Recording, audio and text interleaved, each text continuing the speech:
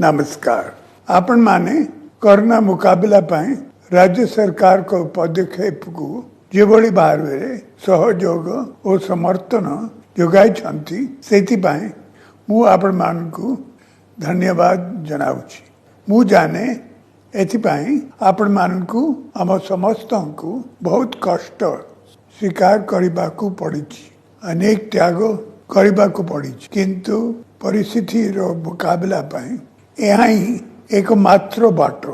मार्च 15 तारीख रे राज्य रो प्रथम कोरोना केस आसिला ता पर ठारू आज पर्यंत 42 केस आसीछि। ए समय मध्य रे आपण मानको श्रृंखला और त्याग परिस्थिति रो मुकाबला पाए हमको शक्ति देछि।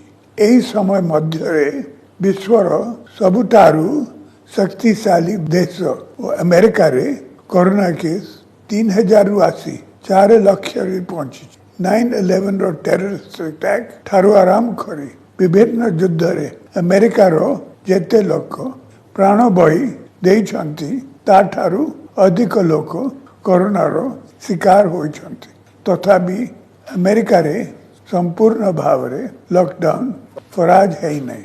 एई कठिन परिस्थिति रे हमकु मनुष्य जीवन एवं अर्थनीति मध्य रे निष्पत्ति नेबा को हेबो।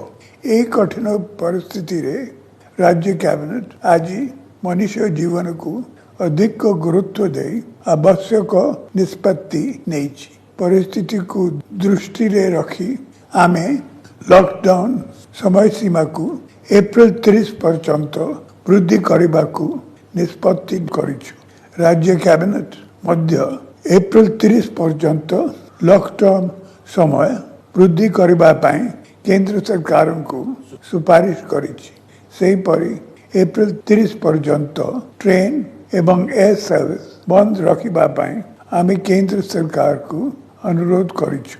ओडिशा बाहर विभिन्न राज्य रे रही जाइतिबा हमर श्रमिक भाई बहनी मान को जत्न नेबा पाए से सबु राज्य सरकार को अनुरोध करिछु।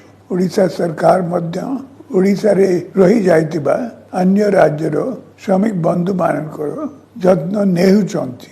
एही लॉकडाउन समय रे कृषि कार्य जारी रहिबो। गरीब लोक को रोजगार देबा पाए NREGS कार्यक्रम जारी रहिबो, किंतु एही सब काम रे सामाजिक दूरत्व रक्षा उपरे विशेष गुरुत्व दिया जीवो। लोकों को खाद्य निरापत्ता आम पाई गुरुत्वपूर्ण। तेणु लॉकडाउन समय रे जेपरी माल परिवहन रे बाधा सृष्टि न हुए से सरकार पदक्षेप नहीं छंती। राज्य रे कोविड रो टेस्टिंग और चिकित्सा पाई राज्य सरकार सबु प्रकार पदक्षेप नहीं छंती। राज्य रे खूब शीघ्र 1 लाख रैपिड टेस्टिंग सुविधा विकास करबा पाई हमें पदक्षेप नेउछु। जो डॉक्टर माने मोर अनुरोध रक्षा करी टेलीमेडिसिन सेवा जोगाई देबा पाई आगे आसुछंती से मानकु मु धन्यवाद जनाउछि। मु घोषणा करूछि राज्य रे सबु स्कूल कॉलेज जून 17 तारीख पर्यंत बंद रहिबो। कोरोना गत 1 शताब्दी मध्य रे मानव सभ्यतारो सबुठारू बड़ शत्रु भाव रे देखा दीछि।